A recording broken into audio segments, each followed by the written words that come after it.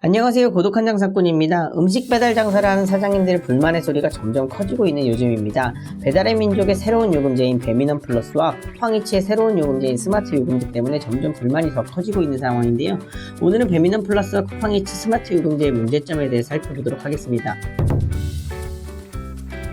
배민원과 쿠팡이츠는 수수료의 차이, 배달비의 차이는 조금 있지만 지난 영상에서 살펴보았듯이 두 플랫폼 모두 비슷한 구조의 요금제를 새롭게 출시하였습니다. 기존에는 손님에게 얼마, 가게에서 얼마 이런 식으로 플랫폼 안에서 설정이 가능했지만 새로 나온 각 플랫폼들의 요금제에서는 손님에게는 플랫폼에서 자동 계산되는 별도의 배달 요금을 받고 가게에서는 고정된 배달비를 지출하게 되어 있습니다. 그 과정에서 오히려 또 가게는 반강제로 고객의 배달 요금에 할인 적용 설정을 해야 광고 노출, 할인 프로모션 등을 적용받을 수 있다는 이야기도 들려오고 있습니다. 여기서 발생하는 문제는 여러 가지가 있겠지만 음식값의 주문 중개 수수료가 아닌 배달비에서도 배달 플랫폼이 수익금을 가져가는 구조가 발생하고 있다는 것입니다. 고객과 가게가 총합 6-7천원의 배달비를 지불하더라도 라이더들에게는 건당 3-4천원 정도의 수익이 발생한다고 알려져 있습니다. 고객과 가게가 지불한 배달비의 3-50% 정도를 라이더가 아닌 배달 플랫폼들이 가져가고 있다는 이야기인데, 이 구조는 라이더 관리, 시스템 유지를 위한 비용 등의 지출을 고려하여 직관적으로만 보아도 부당함이 어느 정도 느껴집니다. 배민원 플러스 출시 직후 점유율을 위해 배민원은 고객에게 알뜰 배달 무료 쿠폰을 남발하였었는데요. 그것은 배민이 자체적으로 마케팅 구조를 위해 어느 정도 손실을 감수하면서 진행해야 했을 프로모션인데, 그 손실 책임의 결과가 라이더들의 건당 배달비 인하로 이어진 것 같은 상황은 과연 우연일까요? 이 부분은 특히 배달의 민족에 많이 해당되는 이야기일 텐데요.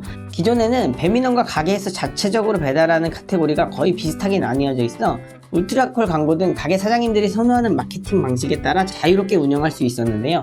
바뀐 홈화면에서는 배민 배달과 가게 배달이라고 이름까지 바뀌고 지면 할당의 비중까지 배민원 위주로 바뀌면서 배민 배달이 메인, 가게 배달이 서브라는 느낌을 주고 있습니다. 그리고 가게 배달 카테고리로 들어오더라도 배민원으로 주문이 발생할 수 있게 하는 배너 광고 등의 요도가 유독 눈에 띄게 많아져서 많은 불만이 쏟아져 나오고 있습니다. 사실 이런 부분은 깃발 광고 위주로 가게 직접 배달에 많은 집중을 해오던 사장님들에게 많은 손실을 안겨주고 있습니다. 또 손님들 또한 정확하게 구조를 잘 모르는 사람들이 더 많기 때문에 자신이 원하는 형태의 배달 방식으로 배달받기가 헷갈려진 점이 분명히 존재합니다. 배민원의 경우 가게를 운영하는 사장님들이 배달까지의 거리나 주소도 알 수 없는 상황인데요. 모든 배차, 픽업, 조리대기에 대한 부분도 전혀 권한이 없습니다. 그럼에도 이런 부분에 대한 항의가 배민이 아닌 가게로 오는 부분도 많아 컴플레인 대처, 악성 리뷰 대처에 애를 먹기도 하는 등 가게가 책임져야 할 부분 이상의 큰 피해가 속출하고 있습니다.